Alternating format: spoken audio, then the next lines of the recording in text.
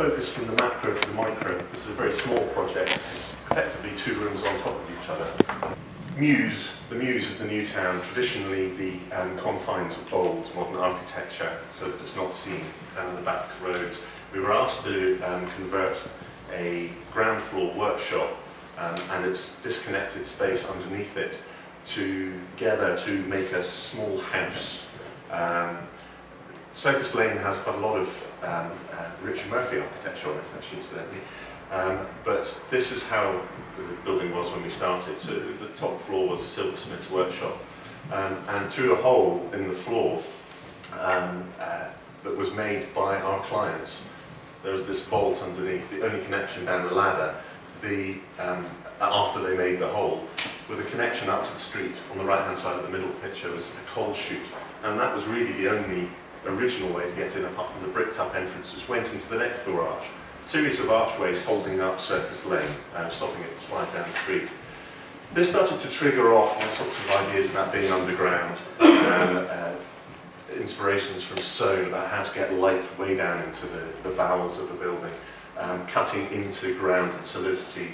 Benson and Forsyth always have a wonderful language of cutting and incision, and more extreme Pyreneesian ideas, and modern iterations of getting light down the Soanian way from the Royal Academy of London. So we started to think about this journey down into the ground that we could make, because the section is incredibly deep. I mean, you'll see from this is a cross section, that's a long section. So there's different shaped plans sitting on top of each other. In a very small plan, we've got a long way to get down. So the whole building became an idea of how to go down into the ground, screw your way down into the ground. So it's about a journey within a very small building that could be a 1 or 2 bedroom house. So you can see the difference between here, the ground floor plan, and the plan above. The only interference we had from planners was on this diagonal line here that goes across. The planner was terrified, it was too whimsical. And we had to justify, well, this is about movement of space and moving down through the building and screwing your way down. So new components, new insertions inside this, and I think this is a reflection from us of an attitude towards a building where we don't actually really care very much about what anyone else thinks, I'm sorry. This is what we think and our clients think is important about the building that's there. The archways are important. Certain aspects of the fenestration is important. So we have a huge effort about keeping part of this arch, but still being able to let light in, which goes contrary to the structural principles of arches. So we started to take away half the arch and cut in to the arch to allow staircases and light down into the vaults beneath. So here we have the process. Build a wooden vault, prop it up underneath with thousands, not far off it, certainly hundreds of pit props, and then take out one side of part of the archway to let light down into that basement and air, and actually facilitate living within the basement, actually unlock the potential of the building. And there's a certain amount of then gluing back together of the edge of the archway and getting the mortar to match in as we get down to the cutting point in the vault. And we were reapplying the thrust of a steel beam to the top of the vault so that collapsing, and they kept our fingers crossed as the wooden vault or the wooden archway underneath was taken away, and luckily it didn't move. So you can see very sort of careful repair of stonework. We created a new light chute, as we called it, next to the coal chute. We repaired the old coal chute, the one in the foreground over here, and made another one to let more light down. And so here's the completed building, so the effect of all this. And while the upstairs of the building and the outside are relatively, have a relatively contemporary and new feel to them, by really fairly modest changes to the facade and repair, as you go down, you start to interact with the grittiness and the memory of what the building was, and actually understand the spaces, the older spaces that you're occupying.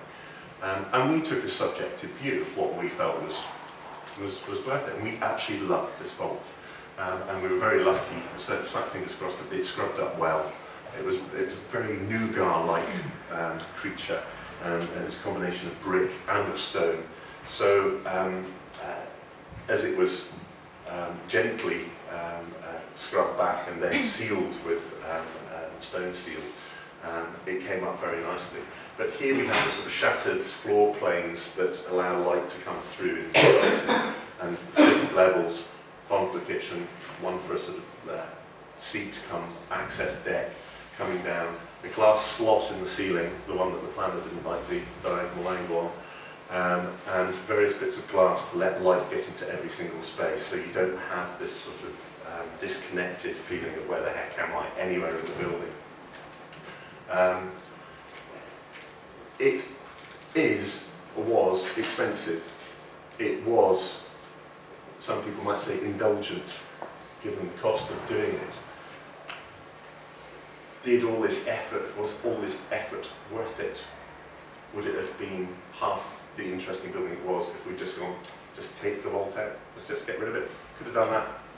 As pretend it wasn't there, we'll just plonk something completely new inside. It would be cheaper, much easier, quicker. But this is what we want to achieve.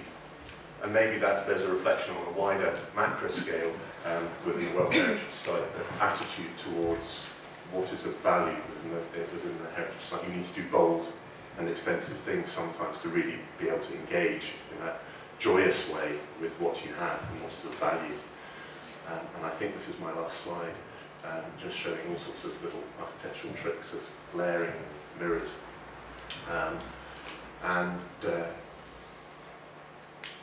We were very pleased with it. And it's one of the most intense sort of Tetris-like jobs we've ever had to do, because really we were down to millimetres in terms of getting in stairs and so on. And we needed building control to bend over backwards. The planners, as Malcolm said in his talk, in this case, apart from that diagonal line issue, were absolutely fine. Nobody had to worry about it. But when you get to a larger scale, that attitude towards the historic fabric is something that I would hope that we'd be able to emulate.